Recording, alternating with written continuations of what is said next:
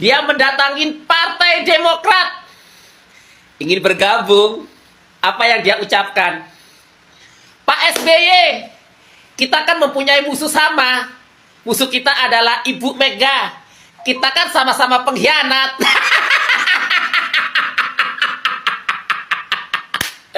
Rencananya Jokowi mau pengkhianat sama pengkhianat mau bergabung. Tapi ditolak sama SBY. Tolaknya gimana? Hah? Lu, katanya, lu mengkhianatin begitu parah. Lu dari gembel, dari tukang kayu, diangkat menjadi presiden 2 periode. Lu mengkhianatin. Dan sedangkan saya cuma diangkat menjadi menteri. Cuma itu aja. Saya mempunyai partai. Sedangkan Anda gembel diangkat menjadi menjadi presiden, menjadi tatah tertinggi, menjadi kaya raya. Anak-anakmu menjadi orang yang wow. Kalau saya kan cuma mengkhianatin sebagai menteri. Katanya SBY, gue takut nanti partai gue diambil.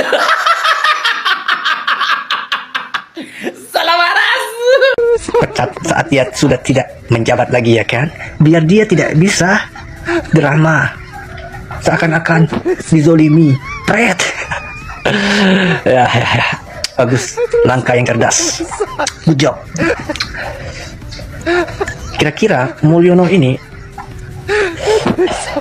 akan berlayar kemana ya? Gua rasa ke Demokrat nggak mungkin. Kan punya masalah sama AI. Gara-gara mau merebut partainya ya, suruh si Muldoko. Paling ke Golkar sama Gerindra. Gua saranin mending ke Golkar deh Mulyono. Karena kalau di partai-partai lain nggak ada yang mau nerima. Dia itu kan sifatnya sama kayak Kaisang, 3 hari jadi kader, maunya langsung jadi ketua umum. Lebih baik ke Gerindra. Pastilah, kan Bapak Prabowo banyak utang budi sama Anda. Anda kalau 3 hari di partai itu langsung diangkat menjadi ketua umum. Percaya deh, pasti banyak setuju kader-kader elit Gerindra. Ya, gua saranin ke Gerindra. Oke, selamat berjuang. 2 bulan lagi dosamu di Rempang akan ngambang, Mulyono. Jatuh tempo perjanjian pembebasan tanah di Rempang untuk oligarki. 2 bulan lagi jatuh tempo. Lo jangan jalan-jalan mulu, Mulyono. Lo jangan belusukan-belusukan lagi. 2 bulan lagi, Mulyono.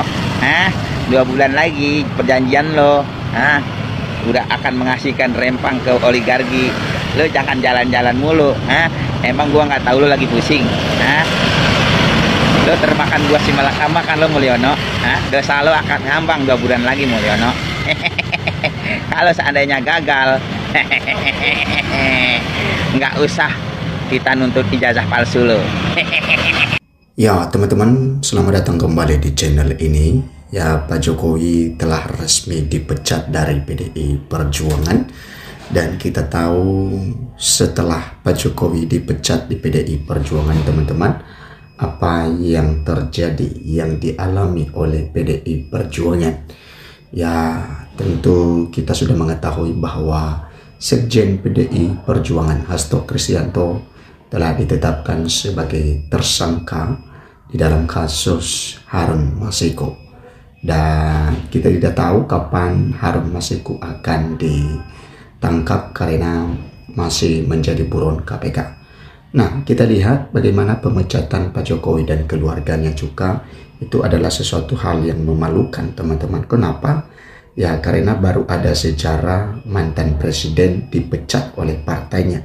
Artinya, ya Pak Jokowi tidak memberikan contoh yang baik bagi para penerus bangsa, bagi para pemuda generasi milenial dan juga generasi Gen Z, ya, dimana sebenarnya Pak Jokowi harus memberikan contoh yang baik di dalam berpolitikkan Indonesia.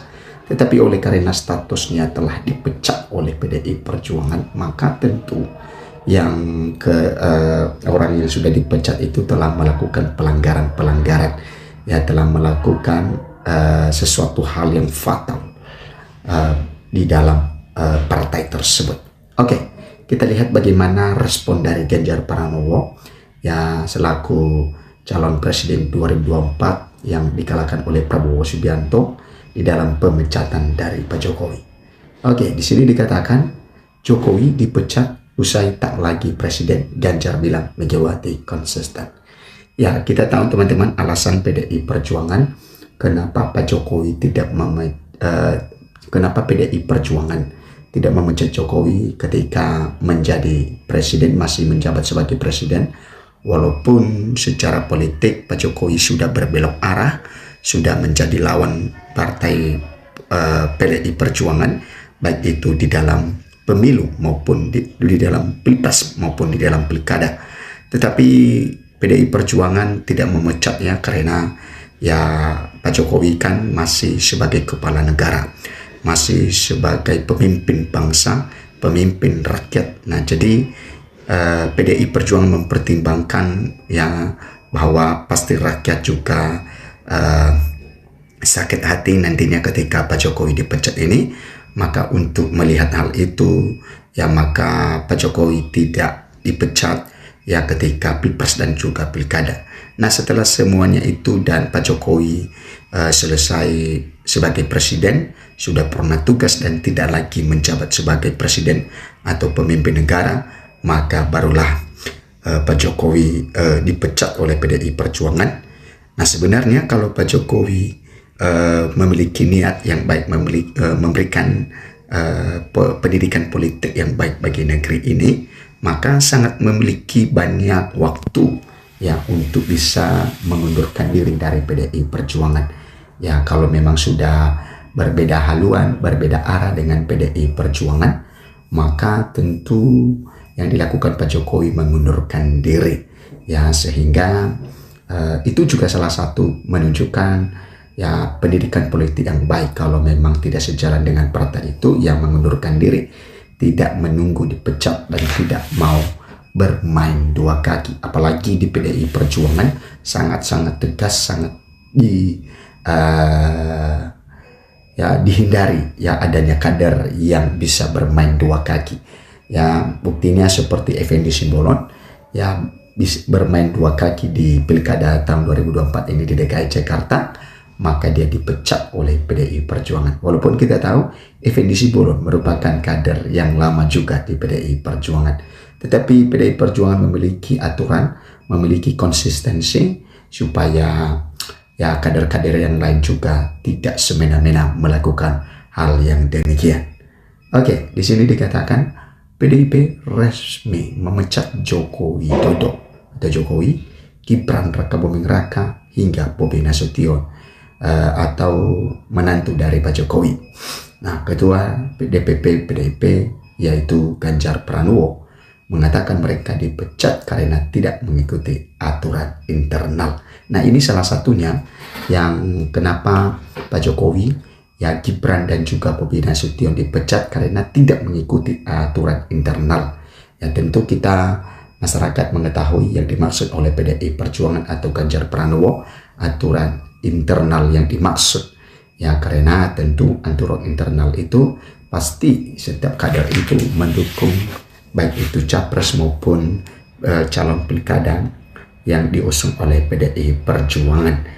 Ya, tidak ada kader yang tidak mendukung hal itu. Itu salah satu aturan-aturan di PDI Perjuangan, teman-teman. Nah, jelas dong, jelas tidak dong.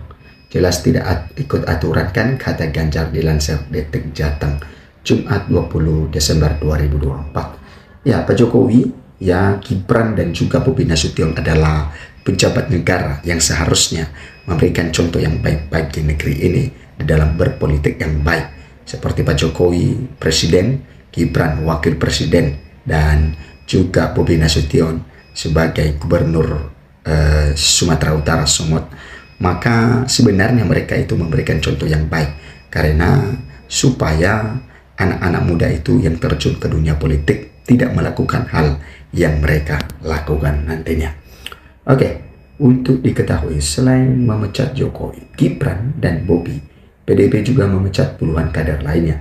Atas dasar itulah Ganjar mengingatkan kader PDIP untuk ikut aturan partai. Nah, memang teman-teman, bahwa selain Pak Jokowi, Gibran dan juga Bobi Nasution itu, ya PDIP memecat mereka ya sebanyak di luar dari keluarga Pak Jokowi itu 27 kader PDI Perjuangan. Tentu di situ ada termasuk Effendi Simbolon di situ. Nah, Ganjar kemudian menganalogikan Jokowi seperti pekerja. Dia bilang setiap orang yang bekerja di suatu perusahaan harus menaati aturan di perusahaan itu. Itu memang benar, teman-teman. Kalau memang kita tidak mau dengan aturan itu, maka ya kita mengundurkan diri, kita keluar dari perusahaan tersebut. Dan kalau kita sering melanggarnya, maka yang dilakukan oleh perusahaan yaitu mengambil tindakan tegas dan memecat kita. Sama juga seperti yang disampaikan oleh Ganjar Pranowo ketika kita masih ada di dalam partai, maka partai yang kita ada itu kita harus mengikuti aturan-aturan di dalamnya. Nah, dia bilang setiap orang bekerja suatu perusahaan harus menaati aturan perusahaan itu. Kan gak mungkin kamu ikut media lain toh, pasti ikut kebijakan toh. Kalau kamu tidak ikut kebijakan media tempatmu kerja berarti imbu dia. Nah, mantan gubernur Jateng itu juga menjelaskan alasan PDIP baru memecat Jokowi setelah tidak lagi menjabat presiden. Semua sudah dihitung, Bu Mega itu orang yang sangat konsisten. Bagi beliau pernah berstatement, kami akan mendukung sampai selesai. Itulah kenapa setelah sampai selesai dulu baru kemudian dilakukan tindakan. Itu penghormatan beliau, konsistensi beliau atas dukungan 100% pada pemerintahan Jokowi. Nah, artinya bahwa walaupun dalam satu terakhir ini Pak Jokowi sudah bermanuver banyak meninggalkan PDI Perjuangan, tetapi Ibu Megawati tetap mengikuti, ya tetap memberikan pendidikan politik bagi negeri ini. Nah itu teman-teman, berikan komentar Anda. Sampai jumpa di video berikutnya.